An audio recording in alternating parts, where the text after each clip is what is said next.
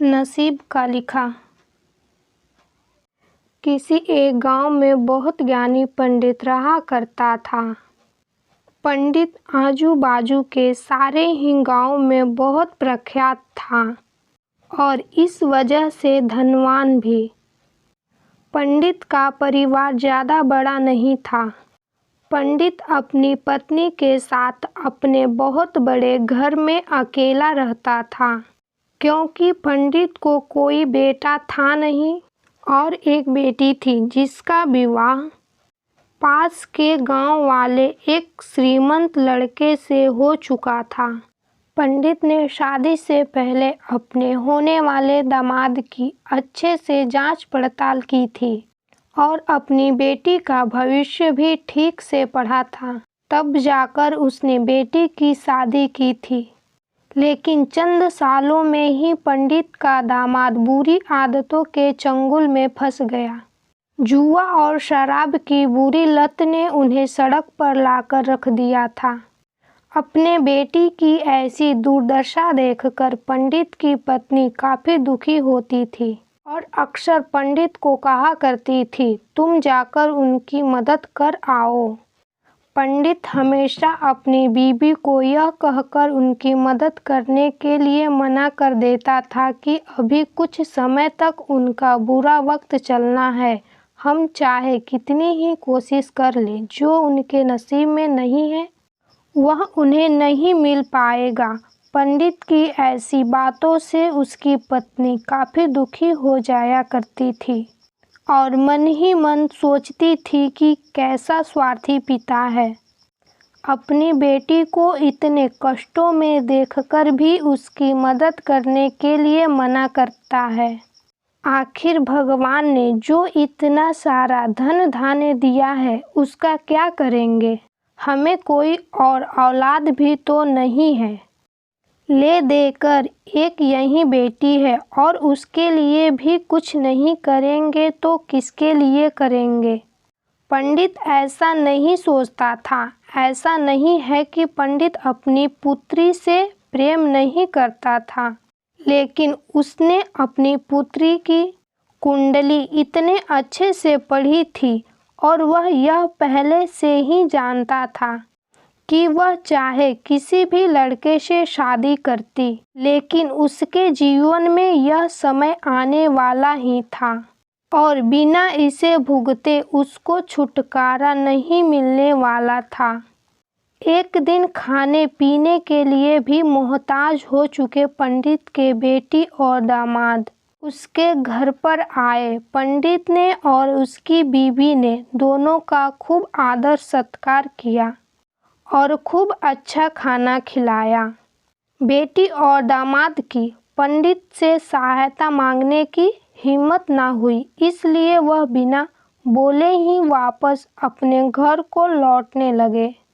लेकिन माँ तो माँ होती है। पंडिताइन से रहा नहीं गया और बिना पंडित की इजाज़त के उसने चोरी छुपे बूंदी के लड्डू बनाकर उसमें सोने के सिक्के रख दिए और बेटी और दामाद को दे दिए, ताकि बेटी और दामाद की कुछ आर्थिक सहायता हो सके।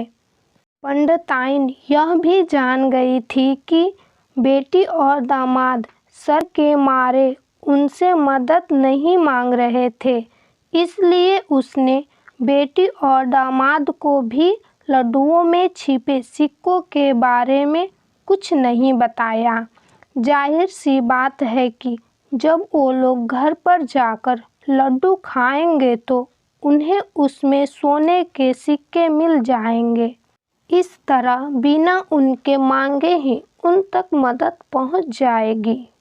सोचकर पंडिताइन मन ही मन अपने बेटी की मदद करने के लिए खुश होने लगी। पंडित के दामाद और बेटी उन दोनों का आशीर्वाद लेकर अपने घर के तरफ रवाना हो गए। उन दिनों गाड़ियां तो होती नहीं थी, घोड़ा गाड़ी या बैलगाड़ियां चलती थी। पैसे ना होते तो और चीज़ों की लेन देन से भी व्यवहार होता था।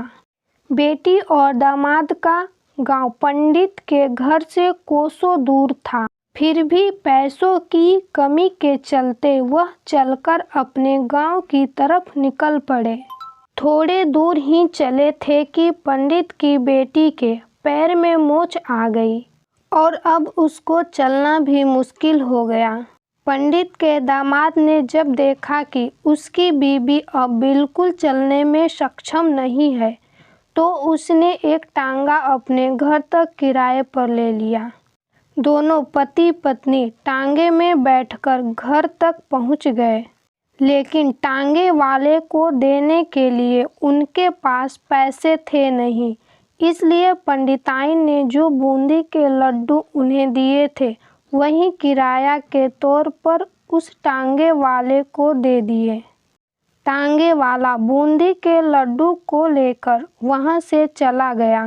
टांगे वाला अपने घर की तरफ जा रहा था, तब उसे एक हलवाई की दुकान दिखी।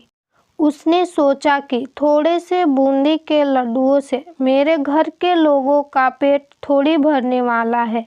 इससे अच्छा मैं इन बूंदी के लड्डुओं को बेचकर उनसे कुछ चावल खरीद लेता हूँ। टांगे वाले ने बूंदी के लड्डू हलवाई को बेच दिए। जिस गांव में वह हलवाई रहता था, उसी गांव में एक आदमी ने अपने घर पर पूजा रखी थी और उसी पंडित को उस पूजा के लिए बुलवाया था। पूजा में लगने वाले प्रसाद के लिए उस आदमी ने उस हलवाई से बूंदी के लड्डू लिए, जहां पर उस टांगे वाले ने बेचे थे।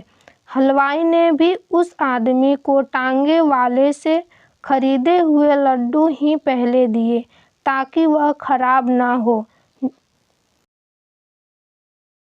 क्योंकि वह नहीं जानता था यह लड्डू कब बने हैं। पूजा खत्म होने पर दक्षिणा और बूंदी के लड्डू लेकर जब पंडित अपने घर पर आया और खाना खाने बैठा, तो प्रसाद में लाए बूंदी के लड्डू खाते वक्त लड्डू से सोने। इस घटना को देखकर पंडिताइन की आंखों से आंसू बहने लगे। पंडित ने जब पंडिताइन से उसके रोने का कारण पूछा, तो पंडिताइन ने पंडित को सब कुछ बताया और पंडित से उनकी बातों पर भरोसा न करने के लिए माफ़ी मांगी। पंडित ने पंडिताइन के आंसू पोंछे और कहा कि तुम्हारी तरह मैं भी हमारी बेटी को बहुत प्रेम करता हूँ, लेकिन अगर हम उसकी अब मदद करते हैं तो दामाद हमसे हमेशा ऐसे ही मदद की अपेक्षा रखेगा और अपनी बुरी आदतों को कभी नहीं छोड़ेगा। पंडिताइन भी अब पंडित की बातों से सहमत हो गई। 2-3 महीने बीत गए। पंडित के दामाद और बेटी फिर से एक बार उसके घर आए और इस बार उनकी परिस्थिति पहले से बेहतर थी, क्योंकि पिछली बार खाली हाथ जाने के बाद दामाद ने नया काम शुरू किया था और अपनी सारी बुरी आदतें भी छोड़ दी थी। दोस्तों, नसीब का लिखा नहीं बदलता। यह कहानी आपको कैसी लगी? क्या आप भी नसीब पर भरोसा करते हैं, या फिर आप उन लोगों में से हैं जो अपना नसीब खुद अपने हाथों से लिखना चाहते हैं? कमेंट करके ज़रूर बताएं। कहानी पसंद आई हो तो वीडियो को लाइक करें, और यदि अभी तक चैनल को सब्सक्राइब नहीं किया है तो चैनल को सब्सक्राइब करें।